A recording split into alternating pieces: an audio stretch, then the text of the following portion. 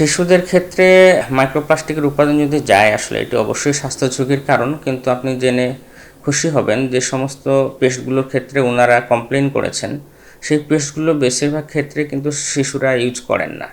শিশুরা যে টুথপেস্টটি ইউজ করেন সেটিতে কিন্তু মাইক্রোপ্লাস্টিকের উপাদান ওনারা পান নাই। সুতরাং এক্ষেত্রে শিশুদের স্বাস্থ্য ঝুঁকি আমি মনে করি যে নাই।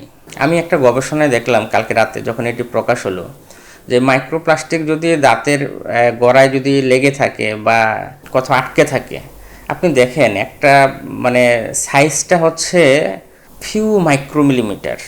তো এরকম একটি সাইজের উপাদান কোথাও লেগে থাকবে, আসলে এটি ভেরি আনএক্সপেক্টেড।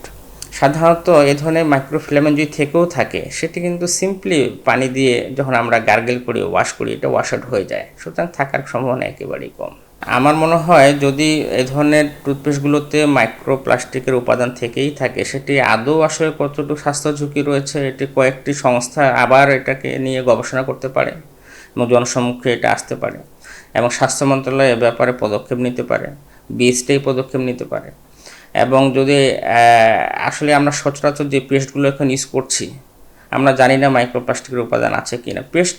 টুথপেস্ট দিয়ে ব্রাশ করার পরেও আমরা যদি মাউথ ওয়াশ দিয়ে রিনজিং করি ওরাল ক্যাভিটিটাকে তাহলে কিন্তু যতটুকুই বা থাকে সেটা কিন্তু রিমুভ হয়ে যাবে। সুতরাং আমার পরামর্শ হচ্ছে জনসাধারণের প্রতি যে আপনি টুথপেস্ট দিয়ে ব্রাশিং যখন করলেন তারপর উপরে একটা মাউথ ওয়াশ ইউজ করবেন, অ্যান্টিব্যাকটেরিয়াল মাউথ ওয়াশ যেগুলো পাওয়া যায় বাজারে, সেগুলো যদি আপনি ওয়াশ আউট করে ফেলেন তাহলে আমার মনে হয় যে যে ভয়টুকু আপনি পাচ্ছেন মাইক্রোপ্লাস্টিকের বিষয়ে সেটিকেও আর থাকছে না।